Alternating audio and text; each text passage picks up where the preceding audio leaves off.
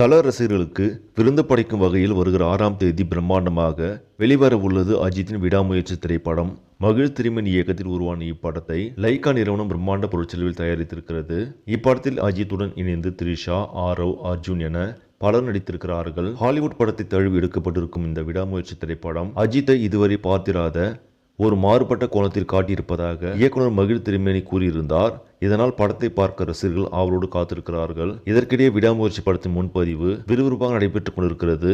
அதன்படி வெளிநாடுகளில் முன்பதிவில் மட்டுமே 12 கோடி வரை வசூலித்துள்ளது.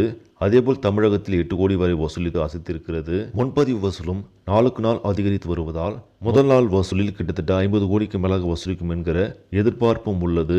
இதனால் படக்குழுவினர்கள் உற்சாகத்தில் உள்ளனர். சரி, நம்மளே இந்த செய்தி உங்களுக்கு பிடிச்சிருந்தா லைக் பண்ணுங்கள், ஷேர் பண்ணுங்கள், மறக்காமல் சினி ஸ்டுடியோ தமிழ் சேனலை சப்ஸ்கிரைப் பண்ணுங்கள். அடுத்த வீடியோவில் சந்திக்கலாம். நன்றி.